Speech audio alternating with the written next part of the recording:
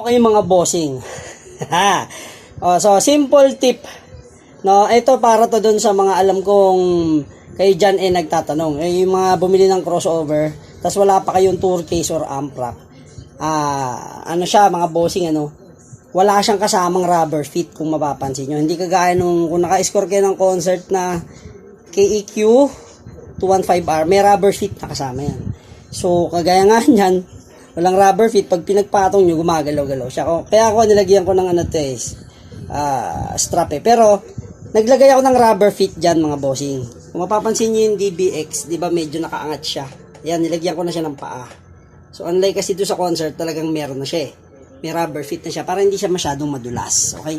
So, papakita ko naman sa inyo, itong ating, ito, nalagyan ko na nga pala ng ng lock. Pero tatanggalin natin para makita nyo kung paano ilagay yung rubber feet. Ni-strap ko na to kanina Hindi ko kasi makita yung extra rubber na pwedeng gawing paa. So since wala pa nga tayong amp rack or tour case, so magkakapatong pa lang siya. Mapapansin nyo yan, kung walang paa mga bossing, gagalaw-galaw yan.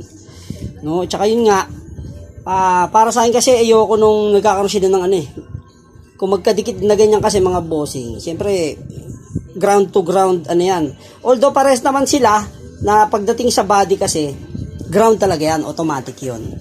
Okay, so wala pa rin naman problema kung sakali. Tanggalin muna natin itong ginawa kong inistrapan ko na nga kasi mga bossing ang magiging naman ito, kung sakaling nawiwili tayo ng ganyan kumbaga lahat ng mga equipment natin nagdidikit, so metal to metal yan, parehas yan mga bossing, may ground, hindi ground na yun, nakukuryente ka, meaning yan nasa chassis kasi mga bossing yung yung grounding ng unit, lahat po yan may grounding na naka sa chassis nya. Kung mapapansin nyo yan, from PCB board hanggang dun sa chassis nya, talagang ang grounding po ay nasa chassis. So syempre kung masasanay tayo ng ganun palagi, metal to metal palagi ang nangyayari. So ang mangyayari worst to worst mangyayari mga bossing, magkakaroon kami, maririnig yung humming sa inyong mga speakers. So yun, sanhi din yun nung grounding. Okay mga bossing, sanhi yun nun. Kaya merong maririnig kayong mga mahihinang ugong dahil yan doon mga bossing. So napakadali lang nito mga bossing, maghanap lang kayo ng rubber, yung sa tingin nyo pwede nyo gawing paa, kagaya po nito. Ito po, napulot ko lang to dito, yung mga bubot ko rito. Rubber yan, ginupit-gupit ko para maging 4 na piraso. Kasi 4 po yung paa dapat, Yan, pantay-pantay naman po yung height niyan Hindi lang pantay yung pagkatabas ko. Then lalagyan nyo ng double adhesive. Then install nyo na sa ilalim. So para magkaroon siya ng paa. Ibalansin nyo lang yung pagkakapwesto. Okay. So ganito lang siya kasimple mga bossing. So sa ilalim, yung 4 na corners lang. Isa rito. Yan. Siguraduhin yung i-flat nyo lang siya. Lalo kung wala ka pang tour case or amp rack or yung maayos na lagayan na talaga naka-divide siya, ito advice ko sa inyo mga bossing. So yan, yung 4 na sulok lang. Saan gamitin yung double adhesive mga bossing? Yung matibay-tibay na. Kagaya nito, gamit natin dito yung Tolsen. Parang jelly type siya. Maganda tong na to. Maganda yung double adhesive niyan. Lalo dun sa studio foam natin. Hindi siya conflict.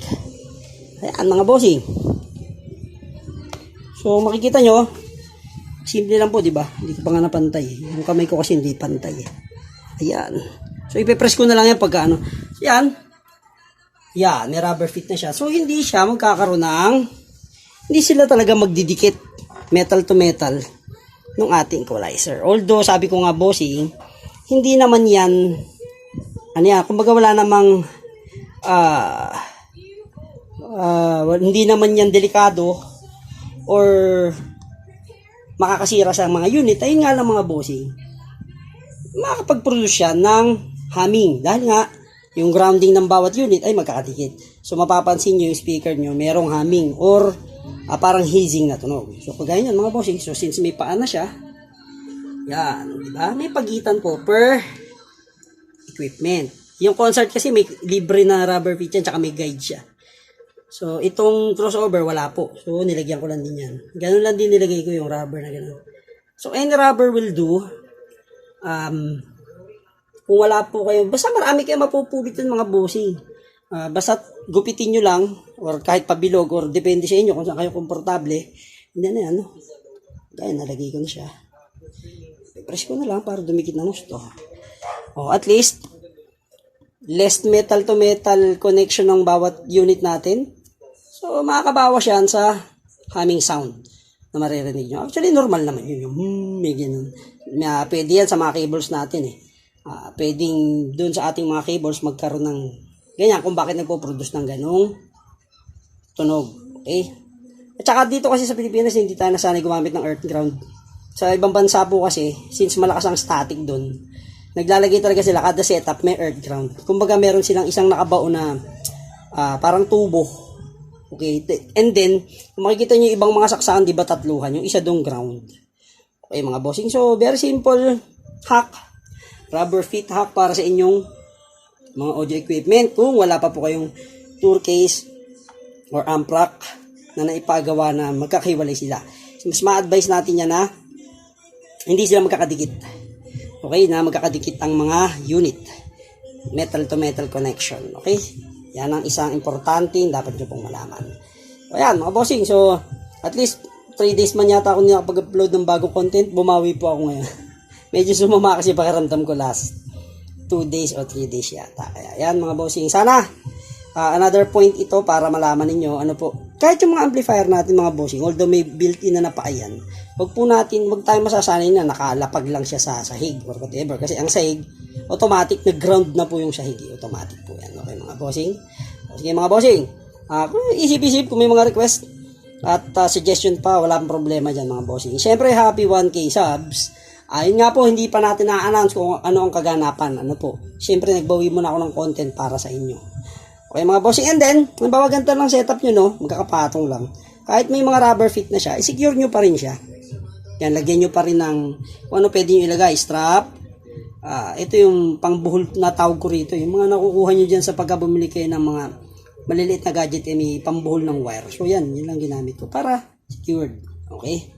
Sige mga bossing, another tip and basic achuchuchu sa ating lahat. Okay? Let's rock and roll.